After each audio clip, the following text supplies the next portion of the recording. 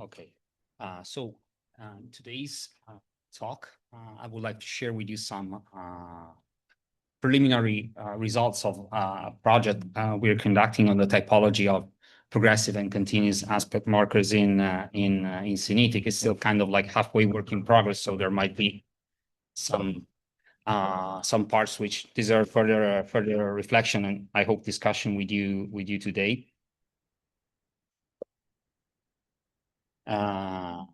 For the record, I learned how to use PowerPoint the day before yesterday. I never used it before, so I'm very excited about having these things pop up. So we'll start with just a brief introduction of the topic, like why is it, what's the state of the art in literature on the progressive and continuous aspect marking in Sinitic and the rationale behind this study.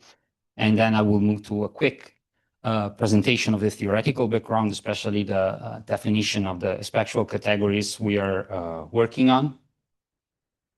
And I will present separately the results of two related surveys which were conducted at different times on the topic. The first one is about one specific construction, not really construction type, one specific estimate for progressive and continuous aspect marker, which is the most perhaps typical one for Sinitic, not because it's typical for Sinitic, but because it's the one you find in standard Mandarin, which is the constructions based on the marker whose etymon is related to Zai.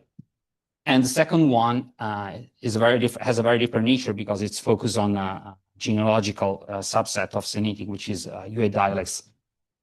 And then I will, at the end, I will briefly offer some conclusions. Okay, first I'd like to start with the acknowledgements of who actually contributed to this research, because this is not my own work only. It was conducted in collaboration with Dr. Lugan of PolyU, of CPC, of the Hong Kong Polytechnic University, and they were funded by different funds. You can see that no matter the different funds, it's always Hong Kong money. Like, I'm really mooching a lot, I have to say.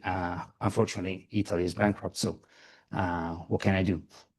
And while the first one is over, the second one is still pretty much going on, and we plan to expand it to other areas of Sinitic, especially central China.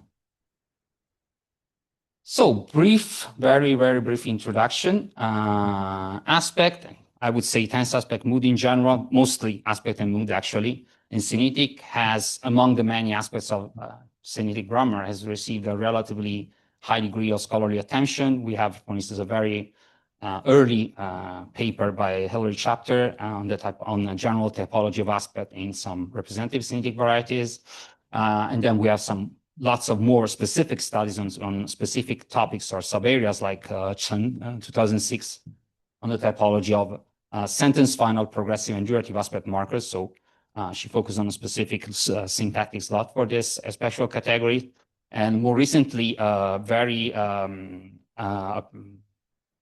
paper with a very broad scope by Ding and Rong from 2022, which basically sketched a typology of patterns of progressive and continuous aspect marking in a set of more than 900 Sinitic varieties. And then we have, of course, studies on specific areas of China or genealogical subgroupings. There is a recent work by Fu, 2022, on progressive continuous aspect marking in Guangxi, in the dialects of Guangxi, mostly Yue dialects, but not only Yue.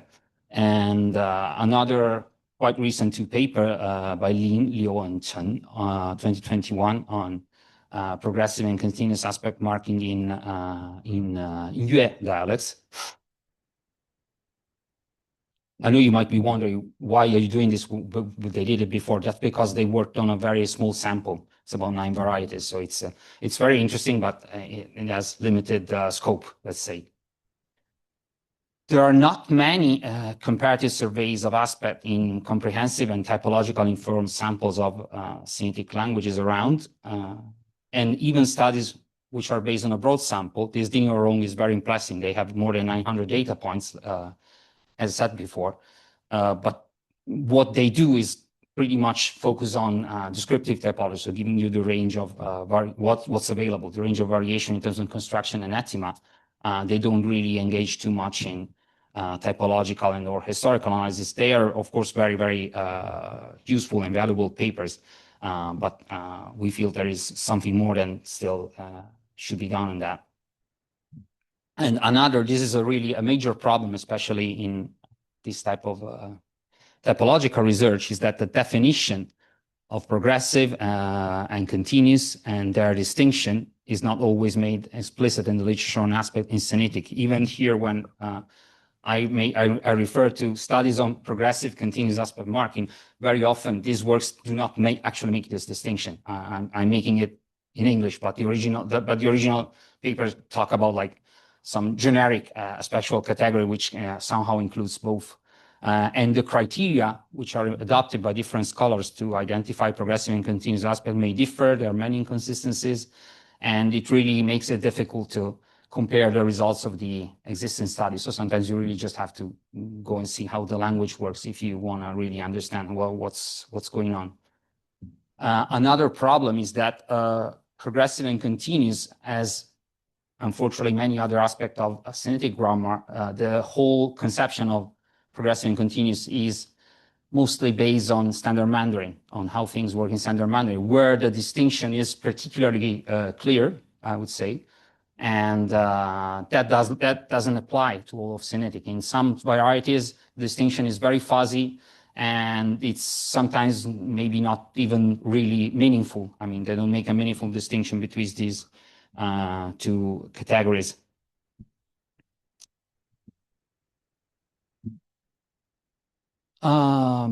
Just some quick overview of the theoretical background, what we mean by progressive versus continuous aspect. These two aspectual categories do not have exactly the same status in the literature, because progressive is like a major aspectual operator. Timberlake, for instance, defines it as one of the four cardinal aspectual operators together with perfective, perfect. And whereas continuous is not a term which is consistently used in the literature and not always with the same meaning. There are other terms like durative and the like, which are used to refer more or less to the same thing. And it's not uncommon for languages, including English, to have, for instance, a grammaticalized construction for progressive aspect, but not necessarily for what we define as continuous aspect here. And in fact, if we look back at Comrie in 1976, which despite being 50 years old is still very like a very important reference on the typology of aspect, we see that he defines continuous as something very, very different from what we're talking about today. Basically, he divides the domain of imperfective aspect into whatever is habitual, like I go to school every day by bus, and whatever is non-habitual. And that like major non-habitual imperfective category, as macro category, is defined by him as continuous. So it's not exactly what we're talking about. But on a further level, he distinguishes between non-progressive and progressive. So progressive is, well, progressive actually is what we're talking about today. And non-progressive more or less overlaps with what we define and continues. So in his view, this area here covers all non-habitual imperfective. And he distinguishes between progressive, which describes situation and events in progress. So the defining feature of progressive is being non-stative in nature. And the classic examples that we use in English are like when you use an adjective like obnoxious and you say, oh, she's obnoxious. Well, nothing we can do about it. But if we say he was being really obnoxious in the progressive aspect, of course, we are meaning this person is acting in a specific situation as obnoxious, right? Maybe he's not like that in daily life, but he can act like that. So you see that it's not a state, and that it tends to have an implication of something which has a beginning and an end, like it's limited in time. Whereas non-progressive includes the rest, so enduring non-progressive states, situations which are stative but not habitual at the same time.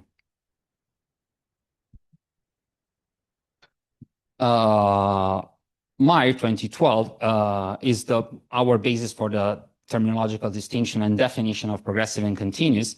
He defines progressive aspect, elaborating on Comrie. It's not entirely not entirely new stuff, as a state of affairs which has limited duration, exhibits change in intensity, and is normally under conscious control of some agent. These, of course, are all prototypical features. You don't expect to have progressive, which is necessarily exactly like that. It's not an either or definition. It's just a prototype.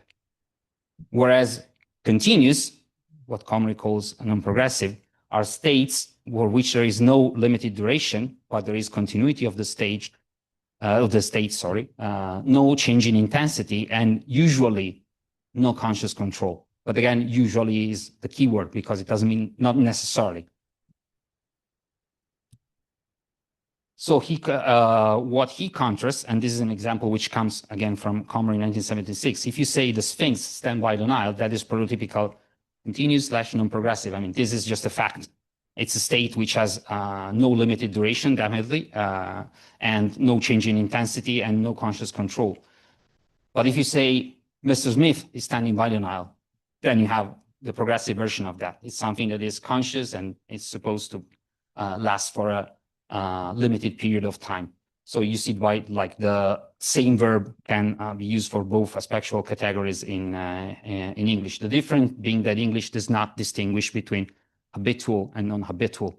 Stand is, I mean, the basic form of the verb works for a habitual, works also for habitual, is not dedicated to continuous. So again, if we're looking not for a definition, but for prototypical features of progressive and continuous, in terms of the type of predicate, progressive predicates are usually dynamic, so non-stative, and durative. So typically progressive doesn't work well with the achievements with instantaneous verbs because you cannot imagine the phases leading to that. That's why you don't say like he is knowing the answer or stuff like that. Continuous is dynamic or stative. It has a more. It depends on the specific predicate. Both are fine. Statives can be very fine with continuous aspect. As in terms of the characteristics of the state of affairs described, progressive tends to describe an action which is ongoing, which is in progress, whereas continuous tend to describe an action which is a state of affairs, sorry, which is continuing and stable in time.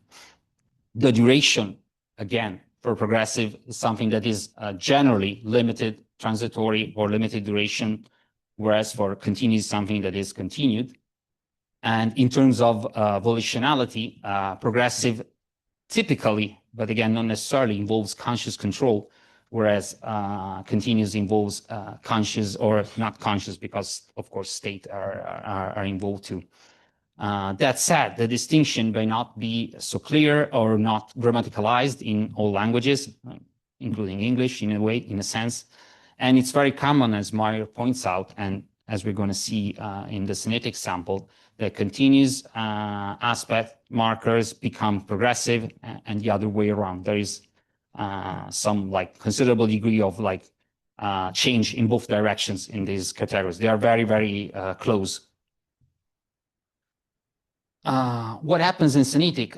Again, there are different terms around, but the most common terms, at least that's my very strong impression from the literature, is that 新形体 is what is normally is the most common like term for the concept of progressive, and 起虚体 not the only one, but I feel it's the most common for what we term continuous aspect. And as I said before, if you look at Mandarin, the distinction is pretty much clear. It shows up very well with certain verb types like chuan, where an accompaniment predicate, So you can say 王华在穿裙子 or 王华穿着裙子 with a big difference. In the first case, with the progressive marking construction 在 preverbal 在 you are talking about the process of putting on a skirt, sorry. So this is not the right gesture, sorry. Whereas in the second case with the continuous suffix, you're talking about the state of having put it on, of having worn it. So you would translate it in English as Wanghua is wearing a skirt, like at that time. This is like the state which is enduring, and the first case is the process of putting it on. So here in this, in pairs like this, the distinction is extremely obvious. In other cases, it may be more subtle. This is, for instance, an example in Cantonese from Matthews and Yip's grammar. You can have exactly the same predicate. In this case, is loku, to rain, to fall rain, literally. And you can mark it with either kan, which is normally defined as the progressive marker, or with tu, the continuous marker. So in both cases, you are describing, well, it's raining, that's what you would say in English. The difference being, as Matthews and Yip point out, that can is more focused on the action of rain falling, whereas to the continuous marker presents the weather as a continuous situation. And generally speaking, can is used for dynamic, ongoing activities implying change over time, whereas still describe a continuous activity or state without change. So here the difference is a lot more subtle compared to the example before in Mandarin, but still there is a difference between the two. The problem is that, at least in part of the literature, there is a further distinction, and this distinction is relevant because it was applied also to Cao Zhiyun's Atlas of Chinese Dialects, which is a major reference work for the typology of Sinitic dialects, so it's very influential because people use it a lot. Some scholars further distinguish between two subcategories, which is like continuous and in the most narrow sense of the word, and still Shashuti, whereas another type of continuous, which is translating into English to make things more confusing, as existential progressive. In Chinese, it has a more transparent name, 从虚体. So what do they mean by that? I'm taking as my reference here is Cao Zhiyun's atlas, and in his atlas, they have, because it's a team, they have a sample sentence for each grammatical feature. So the example sentence for, so how would you say that in your dialect? The example sentence for continuous, for qishiti, is 你坐着，别站起来. So you remain seated, 你坐着. For existential progressive, for tsunshiti, the example sentence is 路上停着一辆车. From the point of view of Mandarin, standard Mandarin grammar, Putonghua grammar, these two sentences are identical. I mean, they're both what we term continuous aspect. They both describe the state of like action which endures, like being like sitting down or like being parked somewhere. But apparently, the distinction here is that 停着 is seen as like a state which is the consequence of a previous action. So you park the car, another car is parked. That's how it is generally explained in the literature. And there's a paper by Qian 2002 which makes this distinction too. And it is true that differently from Mandarin, some dialects do make a distinction between these two types. For instance, Cantonese, we said the typical continuous aspect marker would be 2 perfect. Apparently, it's a bit weird to say that if you want to say, sorry, that there's a car parked on the road, it's a bit weird to use 2 in this context, whereas it would be natural to use 做, the perfective marker, perfective. So we're not within the category of imperfective, but still because because perfective can also express the result of an action. I park the car on the road, so the car is there. Or you can use can, which is what normally is termed as the progressive. So speakers seem to accept those two more happily than the first one. So depending on but this doesn't apply to all verbs in this construction. It also depends on the verb. So the distinction can be very, very, very complicated. And of course, in most cases, if you consult the grammars or the reference work, you just don't find enough example sentence to understand what's going on in this connection. So moving to our surveys, the first one, like I said, is on the Zai type progressive aspect markers. We consider in this sample 41 languages belonging to a specific subset of Sinitic, Mandarin, Gan, Xiang, Ning, Yue, and Hakka. Because this is not really a proper balance sample of Sinitic. For instance, I said Mandarin, but for Mandarin, actually, we consider almost only varieties belonging to Southwestern Mandarin, Xinjiang Guanghua, and Jianghuai Mandarin, so two specific subsets which are found in central and southwestern China. This is because what we're looking at is not really Zai in general, but specifically those varieties which had post-verbal Zai, which is a lot less common than the pre-verbal Zai that you find in Mandarin. And this type of construction seems to be found only in these dialects. So basically what we did is what would be defined, for instance, by Niestamo as phenomenon-based sampling. So we look at the phenomenon, not at the varieties, and we select the varieties based on whether do you have this or not. And the reason why we chose to do that is because we know a lot about preverbal Zai. It's very common, and its grammaticalization pathway is very, very straightforward and very common cross-linguistically. There's nothing much happening there, which we don't know. But for post-VP Zai, we expect to see significant differences in terms of meaning, usage, compatibility with different verb types, distribution, and of course, in terms of its history, can have grammaticalized exactly in the same way because it's a very different syntactic slot. So concerning Zai, there are 4 attesting patterns. The first one doesn't really deserve much discussion. Is the classic one that you find in standard Mandarin, where you have what is normally defined in grammars as an adverb because it's in the preverbal position. You don't necessarily have to buy that, but that's how it's usually defined. Anyway, technically, it's an aspect marker, which is in the preverbal position. It's in the preverbal position and marks progressive aspect, as in Jianshan zai da lisse. Jianshan is hitting lisse. And then the less common types, which we find in this area, include post-VP single marking. Here we say post-VP, we mean coming after the verb and its subject. But practically speaking, they are sentence final particles. They come as the last item in the sentence. So you can just call them sentence final particles. And that's what they are. They're not just after the verb, but after everything. So you can say, for instance, in Hoshan, which is a Jianghuai Mandarin variety, Tadama Jiang Zai, which is their version of Zai. Exactly the same as this one, except that Zai is located in the sentence final position.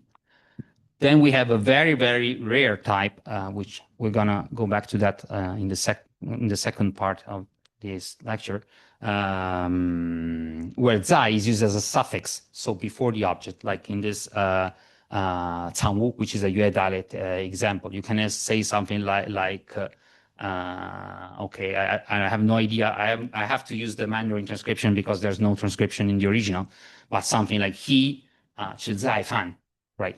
He is eating.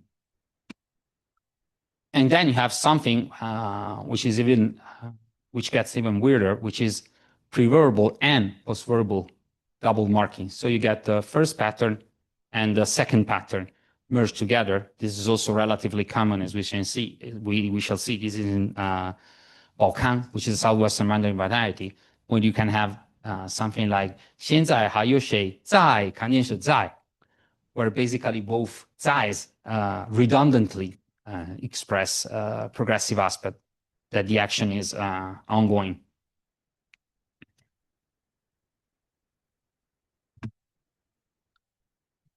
And actually it's 4+1 to be precise, because in type 1 and 2, we included only, so pre-verbal and post-verbal, we included also some cases in which the Xi type marker is not alone, but is paired with a locative morpheme. As in this example, this is Yinshan, another Jianghuai Mandarin dialect. You can have something like 操场上 on the sports ground, 在哪里房间一样. So this 在哪里 normally would be interpreted as there, but in this case, it cannot really mean there, because you already have the location as the topic. So the way it's interpreted usually in the sources, that this is just signals progressive aspect, not location. And this type is also common in UA, as we shall see.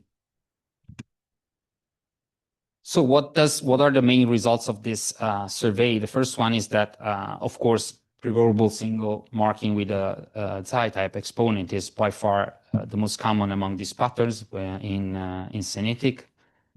And we knew that even before we started. More interestingly, it is really extremely common for a language that has post-PP sentence final Xi also have and a double marking construction, so either at the end or both, to make use also of a pre-verbal one, so to have all the three options available. And probably this is also due to the influence of Standard Mandarin, which allows only pre-verbal Xi. And one interesting piece of evidence in this connection is that very often the description would say, oh, like the older generation use central final Xi, whereas the younger people use pre-verbal Xi, which looks like pretty much commonplace and straightforward case of influence from Mandarin, which is obviously stronger for younger people, in most cases at least, on average. Another very clear difference between the two is that pre-verbal Xi consistently marks progressive aspect. As we shall see also in the second survey on UA, this is like a kind of a universal feature in Sinitic. Whatever comes before the verb generally marks progressive aspect. So continuous is not something that is normally marked pre-verbally, at least in the languages we considered. Post-verbal Xi is open. It can be progressive, it can be continuous, it can even be both, depending on the variety, sometimes depending on the predicate. You have also some interesting ambiguous cases. This is Jinzhai, which is one of the very few Central Plains Mandarin we included, which has pretty much the same sentence as what was it, Wang Hua, who is wearing the skirt, and he said, okay, Mandarin, no problem. Zai means she's putting it on, and Zhe means she's wearing it. Here you don't have that. If you use Zai at the end of the sentence, note that it's in the neutral tone, as is common for sentence final particles in Mandarin dialects. It can either mean she's putting it on or she's wearing it. Right, both meanings are available, so it's open to both a progressive and a continuous interpretation.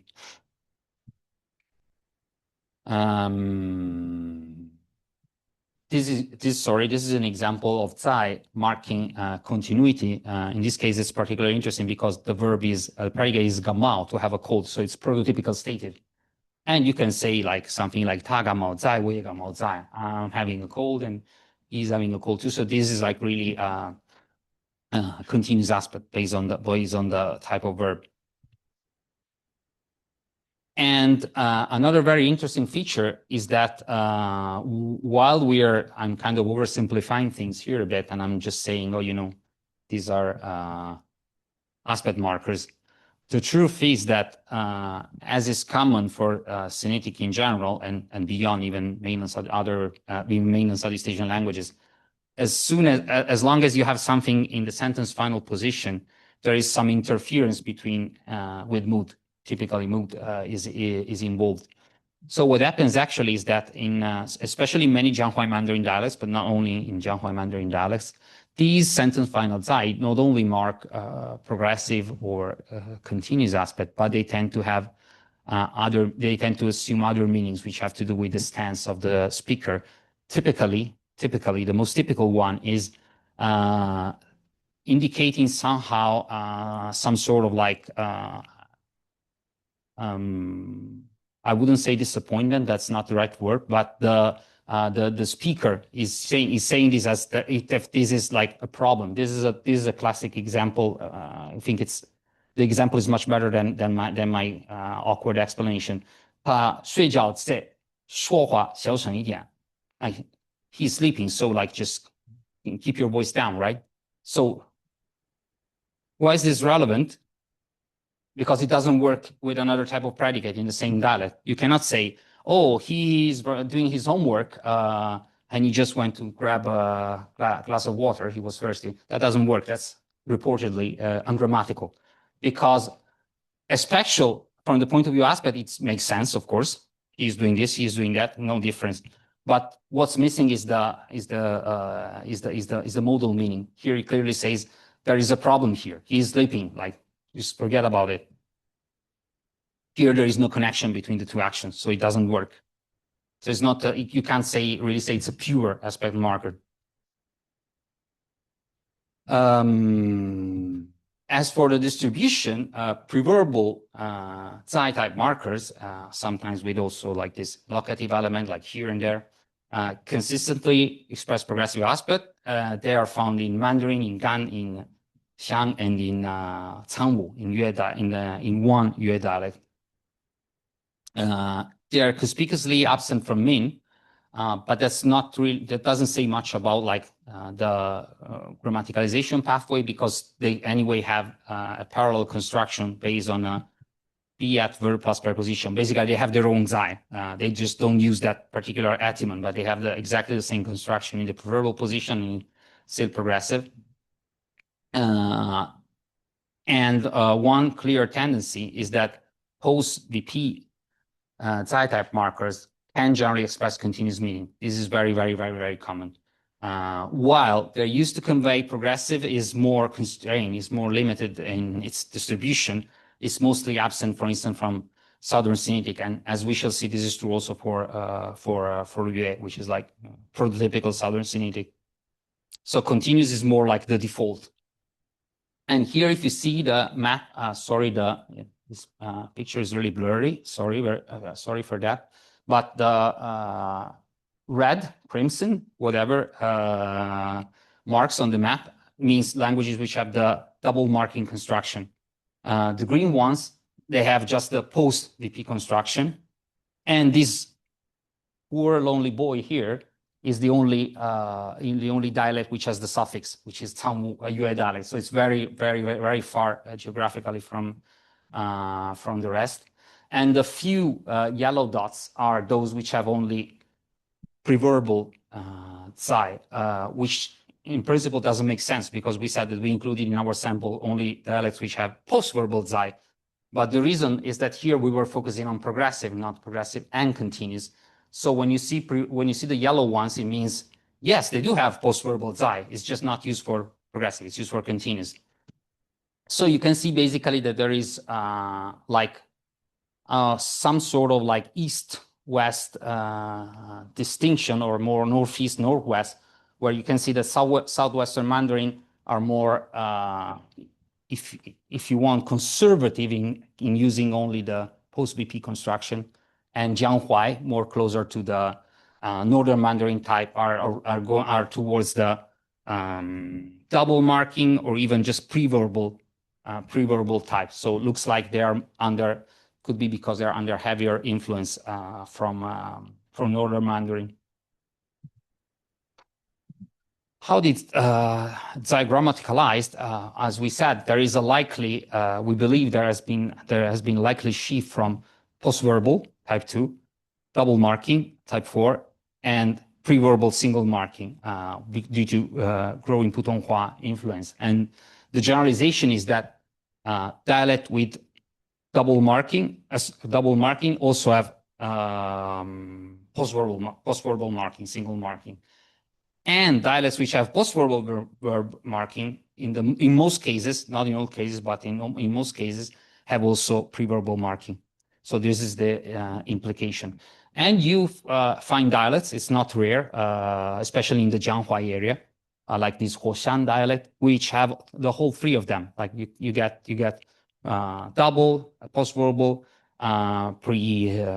pre-verbal. So the guess is like our guess is that this is the, let's say, original indigenous type. Then at some point they add Zai due to Mandarin pressure, and when these like escalates, they just drop the sentence final one and they wholesale the Mandarin, the standard Mandarin type construction. There are two major pathways of evolution in the grammaticalization of these two distinct macro progressive aspect marking. Like I said, the first one for proverbial Zai is really nothing special. It's extremely common cross-linguistically. First, you have Zai, meaning to be in a place with a place as the object, and then Zai, be at here or there, and then at some point you have this bridging context where he is here doing something, and it can be understood that he is here or he is doing as marking progressive. And then you have the final stage when it's fully grammaticalized as a progressive aspect, like in the example of the Cao Chang on the sports ground before, which can coexist with the location. A very, very different story concerned Zai post-verbal. Like I said, being in a completely different syntactic slot, we expect it to be also, and semantically also kind of different. We expect to see something different. Zai probably grammaticalized from a verb, meaning lexical verb meaning remain, to continuous first, because the type of verb semantically is more like in that area, then to progressive, and then finally as a sentence final particle. Here, it's not very clear what we mean here. What we want you to say is that here it also has this modal sentence final particle meaning, not that it's not progressive. Although in some, to be fair, in some varieties, the modal meaning is actually dominant. The special meaning is kind of like a side effect of that. This is what, for the first pathway, this, for instance, is what you see in the Yichun, a Gan dialect of central China. And you have something like, oh, Mr. Yi, your elder brother is there fighting, right? And then you have, and then you have the case when this same verb is used without a place. So here you still like kind of like not so sure. It could be progressive or not progressive, but here it's obviously progressive because you drop the location. But other varieties in our sample still keep this. This is also a Jianghuai Mandarin variety. You say I here read, he here read, but this here is the second part of the construction. So instead of keeping the Zai part, they keep just the location. This happens also in Yue. So in some cases, although keeping the verb is more common, verb / preposition, you also find cases where what they keep is the locative element. Whereas for remain, we know this is a quotation from the 易经简之生我承然在, where 在 is clearly a lexical verb meaning remain. And here the same, this is medieval Chinese, we're a lot later. 汪水傻之有二人在, and then the king killed them, and there were two of them. 有二人在, so there were two left. But then you have these kind of examples. This is also from a medieval Chinese text in Qi Yan Lu. And you have something, 阿兄在家里做何物? 在. And this last sentence final 在 is what is probably like, is normally interpreted as meaning like something like progressive or continuous, like what is the elder brother doing at home. So this verb like to remain in the sentence final position became grammaticalized in this way. So brief summary, preverbal Zi-type markers, whether they are with or without the locative morpheme, mark progressive aspect. The semantics of post-VP Zi-type markers are clearly more complex and involve both progressive and continuous aspect, as well as modal meaning in different combinations. And as for the area distribution, the post-VP pattern is clearly more common in central Sinitic dialects south of the Yangtze River, with the exception of part of Gan, where it's not very common. Also, if we look at the east-west divide, Zhanghuai Mandarin varieties appear to be moving from the sentence final type towards the Northern Mandarin type 1 preverbal, passing through the transitional double marking pattern. Both locative schema to progressive and remain to continuous progressive in the sentence final position are attested cross-linguistically, the former being extremely widespread. As for the latter, we show that in Sinitic, rather than straightforward evolution from remain to continuous aspect marking, we see a more complex evolution towards multiple related spectral and modal meaning. So it's less straightforward. Okay, I don't like the last one, so I'll just skip to survey 2. So the second one, progressive and continuous aspect marking Yue dialects. So here it's not about the specific phenomenon, but general patterns of marking both progressive and continuous. So it has a broader focus. We chose 31. We selected 31 Yue dialects representing the 7 subgroups of Yue. We have a more or less balanced representation of different subgroups, with the exception of the Wuhua and Gaoyang, for which we have a bit less because we couldn't find like good sources on this particular spectral categories. And you can see they're distributed all over Guangzhou and Guangxi.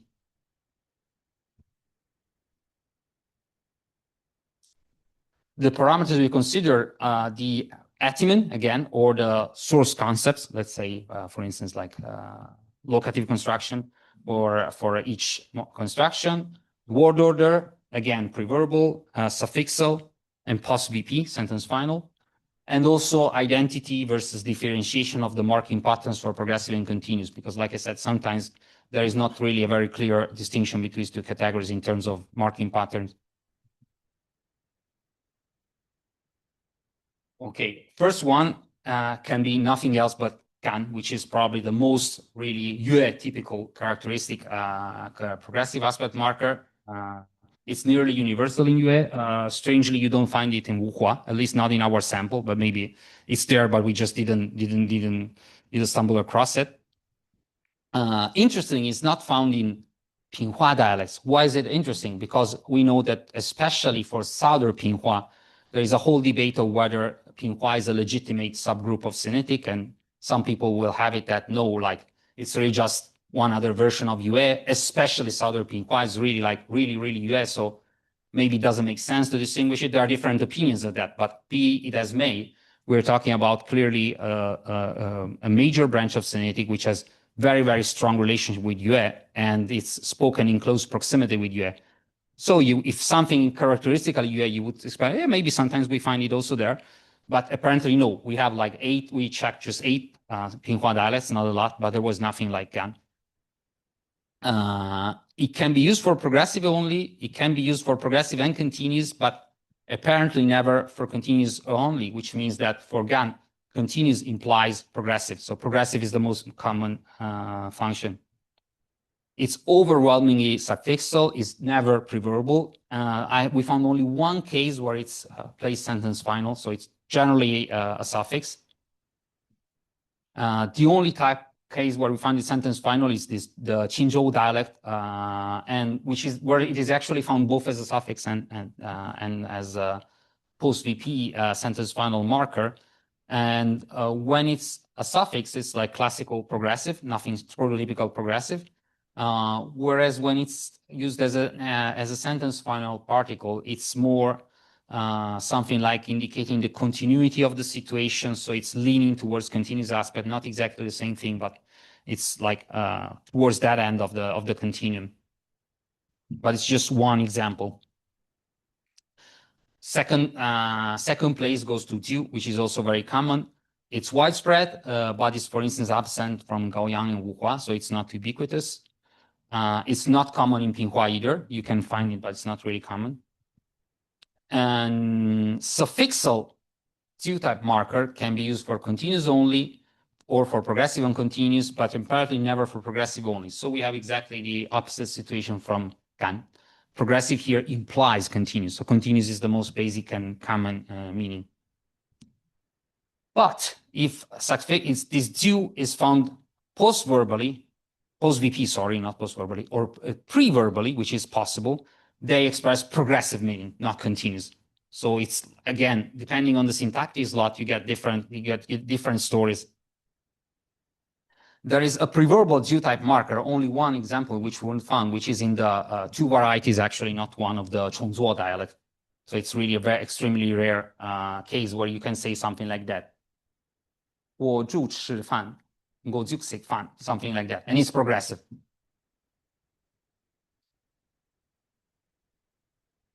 We have also markers related to the ethyma Tao and Qi. Tao is by far the most common. It's not found in the Yongxun subgroup, but it's found around, not only in Yue, it's found also elsewhere in China. It's not really rare. There are always suffixes. They're never sentence final, much less preverbal. And they nearly always convey continuous aspect, but nearly is the key, because of course, whenever you have a nice generalization, you always find a counterexample. In Golo dialects are a bit weird. They have lots of peculiar phenomena, uncommon phenomena. You have Tao and Ju, which again is typically continuous, used as progressive aspect marker. You have these sentences like these Guoni and Guoxia means now, like, oh, now I'm eating. Now I'm having a shower, having a shower, and use Dao and Ju. That's the only example we found in our sample of Dao used for progressive. Zai. There's Zai here. It's found in the Golo, in the Yongxun subgroups. It's used as a suffix again. It's seemingly found only in the Tamwu dialect we mentioned before. So it's really just one dialect with this construction, which is very, very weird. And interestingly, it's not even consistently progressive in this Tamwu dialect. You have also like a sentence like Qianshan, Huazai which can mean either at this moment progressive, I'm hanging a picture on the wall, or oh look, the picture is hanging, continues on the wall. It can mean both. So there is no like distinction in this case. For eating, it's pretty straightforward because the predicate is not open to a continuous interpretation. And you even have double marking. You can have something like, this is like 可以 in Cantonese, like third person pronoun, 在玩在. He's like he's playing, like just leave him alone, don't snatch his toy. So it's really very Mandarin looking as for Yue dialects of southern China. Zai is used preverbally, is used as a post VP element elsewhere, not in Tamwu, I mean. Preverbal, again, always conveys progressive, but post-VP also mostly conveys progressive too. So that's pretty much the tendency, which is different from what was shown with the first survey. And then we have some very weird stuff, which happens to be in the C in the C group, because C dialects have some special aspect markers, not only for imperfective aspect, but also perfective aspect, which are very, very, very reduced to a single vowel. So it's very, very, they're very opaque in terms of etymon. Like you don't really know what to associate them with. And we have things like this A or which are used as reportedly used as continuous aspect markers, but then their story is a bit weird. I think that, for instance, for this Xinhui A, we don't really have enough data to judge, but for we have more data for Taishan and I would say probably is not even imperfective. You have examples which are ambiguous, like this one, like on the wall, Gua Jin or Gua is hanging a picture, and here you can say, oh, great, that's continuous. But then this sentence is ungrammatical. His sister continuously stares at me. That's like prototypical continuous, and here is ungrammatical. So this tells you that probably this is actually the same logic as parking the car. Tenzo, like I hang it on the wall, so it's on the wall. So it's probably not even imperfective. And actually, to make things even more like maddening, they have also perfective aspect marker, which is the same, just different tone category. Instead of being it's like free. So it's unclear whether it's just a BNT, a variant, an allomorph of the perfective aspect, but it doesn't look continuous at all. And then we have the locative constructions, which are very common in Yue. They come in different forms, Haidope or Cantonese, but there are lots of other forms with different verbs, different locative elements, but they pretty much same story. Preverbal locative construction are found almost everywhere. There is always some exception because one can never have a nice generalization. But post-VP constructions have a more limited distribution. So they probably like a more recent innovation. And as expected, like consistent with our expectation, preverbal constructions always convey progressive, and post-verbal constructions always convey continuous. This, for instance, is the Yanjiang. It's a Gaoyang dialect. You have all sorts of like different types of locative construction with different verbs and different locative elements, but they all consistently express progressive or continuous. Here in this example, you see the door is open, prototypical continuous, and you can use either Dao, the suffix, or whatever locative construction you have, and the meaning doesn't change. It's still continuous. So it's the position which decides the function. And you have also some bare locative items, which is what we saw before in some Mandarin dialects, which are nei and di. They are found only in one specific subgroup, which is the Qinglian dialects. They seem to be a contraction of locative construction, so you drop the first element and that's what left. But there is a weird thing. They consistently convey progressive. So if you have something in the post-verbal position expressing continuous meaning, and then you drop one part, you would expect that to still convey continuous meaning. But actually, they express progressive meaning. So it's really not so clear whether they are the product of the ellipsis of the locative preposition or not, preposition/verb or not.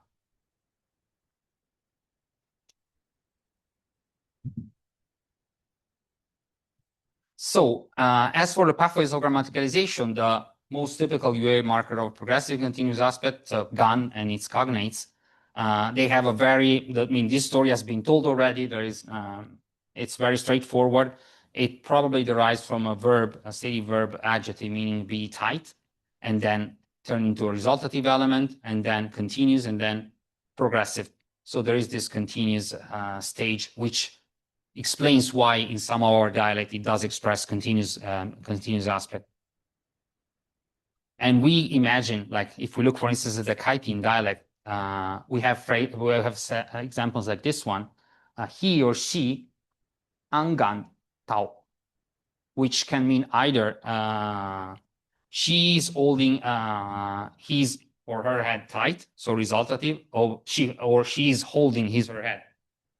It can be interpreted in both ways. So we think this is the kind of bridging context where a resultative element, where gene actually mean tight, develop into continuous marker.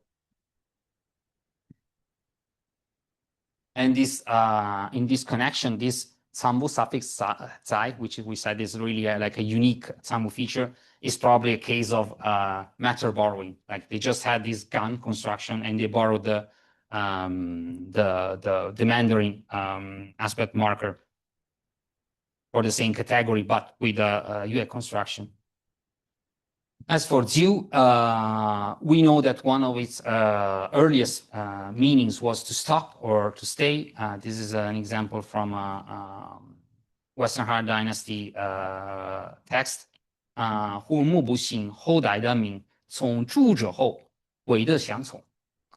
住者 once stopping, 住者 you can never get to follow again. So perfect. Here it means to stop. But later on, it develops the meaning to live, which it becomes dominant, at least since the Wei Jin dynasty. And from the Tang dynasty, this meaning developing also, again, into a resultative element. This is from the, sorry, 汤口传. This is medieval Chinese. 思想长床, 八柱运道, dao. So this monk got off the meditation bed, whatever that is, and said, speak up, speak up. And there's this baju, like, hold it, where Zhu is clearly resultative. But we know that in the mainstream Chinese tradition, the one that goes all the way until present day standard Chinese, this didn't go any further. I mean, you can use it still a resultative element. You can say, oh, 坐不住, I can just sit still, but you cannot use it to express continuous aspect. But if we look at historical materials in Yue dialects, for instance, the Yueo from the Qin dynasty, we have examples like this one. Mulan Shuangjiang Zaizhu Shenxian. Mulan is carrying the deities with the two pedal, Zaizhu. So what didn't happen in the mainstream tradition did happen we have evidence of that development already in the historical, like pre-modern Cantonese documents.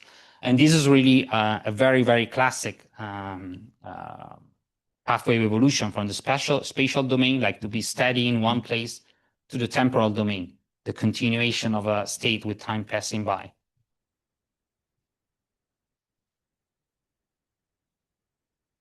Okay, see, it's very late, so I'm going to skip a bit. What about the preverbal Zhu-type marker, which doesn't fit at all in this story, because by definition, a resultative element could never be in the preverbal position. That's kind of a puzzle. What we believe is most likely is a form of contact-induced grammaticalization, but in this case, it's not a case of matter borrowing, as for Cangwu, but more of a case of pattern borrowing, probably due to it could go in different directions. The easy way would say, oh, it's just Mandarin, because Mandarin has a preverbal side. But the thing is that, like I said, it happens specifically in two varieties of Longzhou, and Longzhou, you see, can just basically ride a bike to Vietnam or something like that. And the population of this county is like over 90% Zhuang speaking, rather than ethnic Han. So what you find in Zhuang is that there is a preverbal aspect marker. You see that in this example, and you have a preverbal aspect progressive aspect marker also in Vietnamese. So it looks like a match made in heaven. The problem being is that someone will tell you that this, the typical Zhuang progressive aspect marker is sentence final, whereas this aspect marker, the preverbal one, is alone from Mandarin Zai. So it's kind of a very complicated situation where influence could have gone in many different directions. But whatever the direction is, it's, I think, quite reasonable to assume that this is really something kind of like pattern borrowing from another variety. You find it only here, this preverbal Zhu. Okay, it's very late, so I'm going on a quick summary. Whereas Dao-type markers almost always convey continuous, Gan-type and Zhu-type markers tend to be more flexible, but they are flexible in the opposite direction. So which probably means, since we believe that both of them, it is generally believed that both of them went from continuous to progressive, it probably means that Gan is more like towards the progressive end of this pathway of the evolution, whereas Zhu is still a bit behind in a way. So the continuous meaning is still more common. But then we also said, wait, but this is true only for Zhu as a suffix. It's not true for Zhu as a post-VP element. And what we think is that this Zhu, sentence final Zhu as progressive aspect marker seems to mirror post-VP Zai, which we found before. And sorry, I'm going back to an example I ignored before. You actually find dialects where this is very, the connection is kind of obvious. This is the Guiping dialect. You can use Zu as a suffix and it's progressive. You can use it as a sentence final element and it's still progressive. But in the very same position, you can have a cognate of Zai. So this tells you that probably it's kind of like of interference, like some sort of interference with this pattern. Golo dialects among those of our samples stand out for having strong formal overlap between progressive and continuous. So the distinction is not so clear, not so meaningful. Whereas C dialects stand out for having strongly reduced and etymologically opaque aspect suffixes. We see a clear division of labor for locative construction. Preverbal, which is near ubiquitous, is for progressive, and post-VP is for continuous, with the major exception of Zai-type markers, which still reinforces the idea that they're probably a model that was imported in a way. And another interesting thing is that the continuous aspect markers seems to be mostly grammaticalized from resultatives. This is true for Gan. It seems to be true for Ju, and it seems to be true for Dao too. So they all went to this kind of stage. The only difference that for Dao, the progressive stage is not really yet there, except for, like I said, we found one case, but it's definitely not a common development. So to conclude, the distinction between progressive and continuous is not equally salient for all Sinitic languages, and even within a single major group like UA in this case, the border between these two categories may be blurred, but typically this blurring happens only after the verb. Suffix, postverbal, preverbally, the distinction is very clear. The preverbal position is actually consistently associated with progressive aspect and with locative related constructions, with some exceptions, but they are really just exceptions. Resultative complements appear to be a major source for continuous aspect marker, and semantically it kind of makes sense. Post-VP progressive aspect markers seems to go through a continuous stage, whereas suffixal progressive marker seem to be kind of a UA trademark, because usually in other dialects suffixes are used for continuous, like in Mandarin. Mandarin, Southwestern Mandarin, and Thai languages, and possibly even Vietnamese, are possible sources for contact-induced grammaticalization of these atypical constructions in Yue, like with Zai suffix or Ju in the preverbal position, both in the sense of pattern borrowing and in the sense of matter borrowing. Thank you very much. 多謝晒。